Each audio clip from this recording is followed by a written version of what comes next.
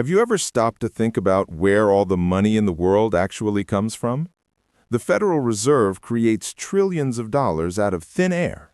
That's right, numbers typed on a computer screen that magically become real money. But here's the question nobody ever asks. Who actually owes this money? Most people go through life assuming that money is just money, that it exists because the government prints it or because banks lend it. The truth is far stranger than that. Every dollar in your wallet is technically a debt instrument. That's right, debt. Someone owes that dollar to someone else. And the more you learn about it, the more you start to realize just how little most people understand about how money really works.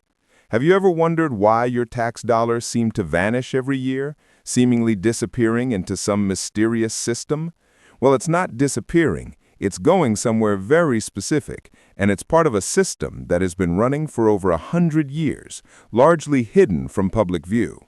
Picture this, money being typed into a computer, appearing out of nowhere, and suddenly it's circulating in the economy. Created out of nothing, yet it has power over your life, your taxes, and even the wealth you accumulate. It sounds unbelievable, but it's true. And if you think you understand money, think again. Let's dive into how this system actually works and uncover who really controls the money you think you own. Now, let's talk about how money is actually created. The Federal Reserve doesn't just print dollars like in a printing press. Most of the money is created digitally, typed into a computer, appearing out of nowhere, without any gold or assets backing it. To put it into perspective, in just 2020 and 2021, the Federal Reserve created $6 trillion out of thin air. $6 trillion. That's not a misprint. They didn't mine it, they didn't earn it, they didn't borrow it from anyone. They just made it appear. But here's the mind-bending part. Every single dollar that exists is technically debt. That dollar in your pocket represents someone owing someone else. So if the Federal Reserve creates money from nothing, and that money is debt, the question is simple. Who is the creditor? Who do they actually owe? On the surface, it seems like a straightforward question, but when you start to understand how the system works, it's anything but simple. The money isn't owed to anyone outside the system. It's a loop that keeps generating more debt and more interest, and the government, meaning all of us, ends up paying for it. Imagine a flowchart where money is created by the Fed, sent to the government, then circulated into the economy, only for interest payments to eventually return to the private banks that own the Federal Reserve. That's the system in action. And if you thought the government simply prints money for spending, think again. To understand who really controls it, we first need to look at the Federal Reserve itself. So, what exactly is the Federal Reserve? Most Americans think it's a government agency, part of the Treasury or something similar, but that's far from the truth. The Federal Reserve is actually a private banking system, created not by the government for the people, but by the biggest banks in America, for the banks themselves. Back in 1913, banks like J.P. Morgan, the Rockefellers, and even the Rothschilds lobbied Congress to pass the Federal Reserve Act.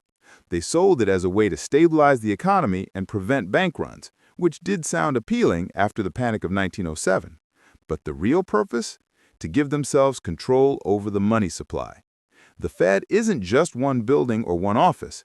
It's a network of 12 regional banks, each a private corporation owned by commercial banks.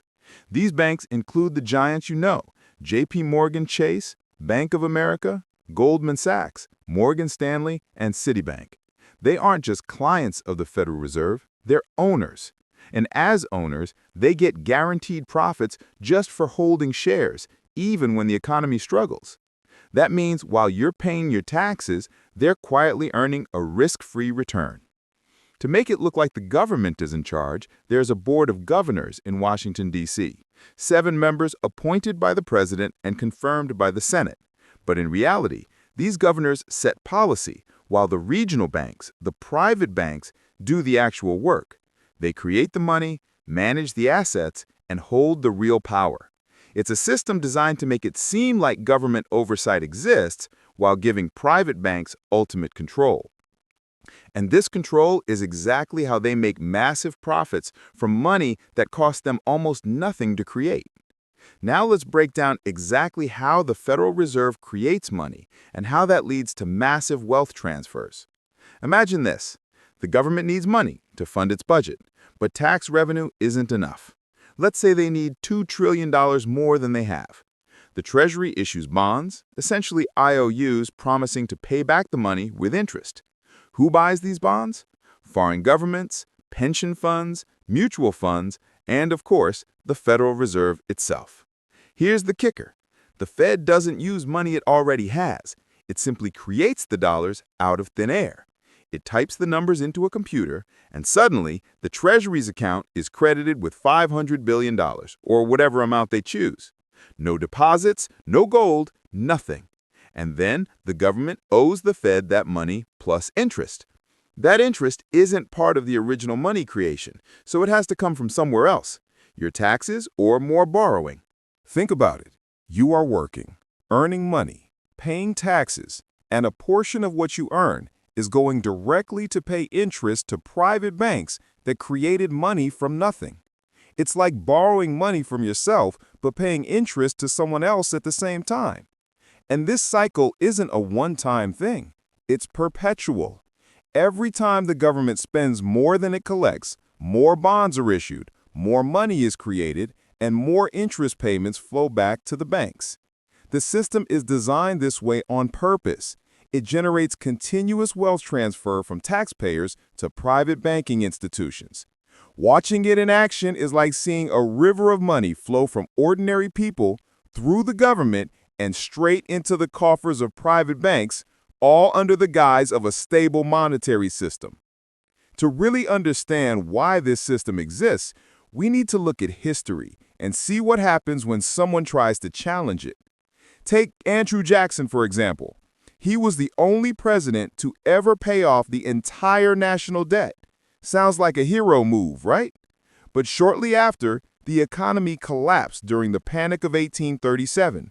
Without a central bank creating debt-based money, the money supply contracted and the economy couldn't function properly.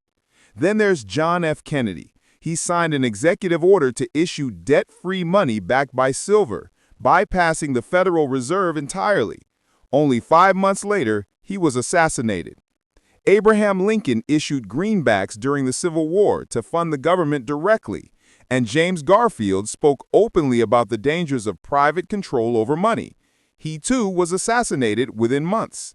Coincidence? Maybe, maybe not. The pattern is striking. Every time a president seriously tried to challenge the power of private banks or the Fed, it ended tragically. These aren't conspiracy theories, these are historical events. The lesson is clear. The banking system has maintained its control for over a century, and those who attempted to disrupt it face catastrophic consequences. Understanding this history is crucial because it shows how deeply the Federal Reserve and its network of private banks are embedded into the very fabric of the U.S. economy and why ordinary citizens are often completely unaware of the system that governs their money. Fast forward to today, and the system is bigger and more complex than ever. The national debt has reached an eye-popping $36 trillion, and it's still growing. Every dollar in circulation is tied to debt, which means the government cannot repay it without destroying the money supply entirely. That's right. If the debt were suddenly wiped out, the money we use every day would vanish along with it. And the interest payments alone are staggering, over $1 trillion every year, paid by taxpayers to private banks. Think about that. Every year, your hard-earned money goes to cover interest on money that was created out of thin air, just for the profit of these banks. Where do your taxes go? Much of it flows directly to service the debt, feeding the very institutions that control the Federal Reserve. This isn't an accident. It's the system working exactly as designed. It's a carefully crafted loop of permanent debt and perpetual interest, transferring wealth from ordinary citizens to private banks for over a century.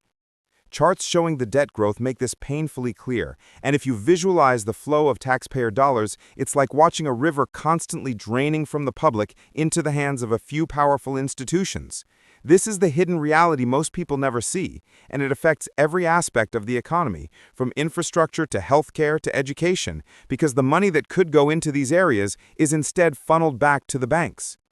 Understanding this is crucial if you want to see the full picture of how money and power really work in America. The problem gets even worse when you look at the math behind the debt. Every time money is created, it comes with interest that wasn't created alongside it. Let me explain. If the Federal Reserve creates $500 billion and lends it to the government owes that $500 billion plus interest. But where does the interest come from? That money doesn't exist yet. It has to be borrowed or created, which leads to even more debt. Every new loan generates an even larger interest obligation, creating an exponential cycle that can never be fully paid off. Imagine pouring water into a bucket with a hole in the bottom. No matter how much you pour in, the water keeps leaking out, and you have to pour even more to keep it full. That's the debt system in action. The total amount owed grows faster than the money supply, which means the government and ultimately the taxpayers are trapped in a system of perpetual borrowing. Every dollar of interest paid is a transfer of wealth from ordinary people to the banks that own the Fed. The system isn't broken, it's designed this way. It ensures permanent debt, continuous interest payments, and a steady flow of wealth to private financial institutions, all while keeping the appearance of a functioning economy. The deeper you look, the more you realize just how cleverly this loop has been engineered to benefit a small group of powerful banks at the expense of everyone else. So let's tie it all together. The Federal Reserve creates money out of nothing, the government borrows that money, and taxpayers end up paying interest to private banks that own the Fed. Every dollar in your wallet is more than just currency, it's a debt instrument, a reminder of money owed that can never be fully repaid. This system is designed for permanent debt, for endless interest payments, and for wealth to flow continuously from ordinary citizens to private banks. The more you understand it, the more it becomes clear who really controls America's economy. It isn't the president, it isn't Congress, it's the banks that own the money printers, the institutions that profit every time the government borrows. And while most people live their lives thinking they understand money, they're actually part of a system that has been quietly transferring trillions of dollars for over 100 years. If this perspective changed the way you see money, if it made you question how power and wealth really work in the world, then share this knowledge, talk about it, and don't let it stay hidden. Subscribe to learn more about how the system operates and how understanding the Federal Reserve is key to understanding who really runs the country. Because when you see the flow of money clearly, you see who benefits and who pays the price.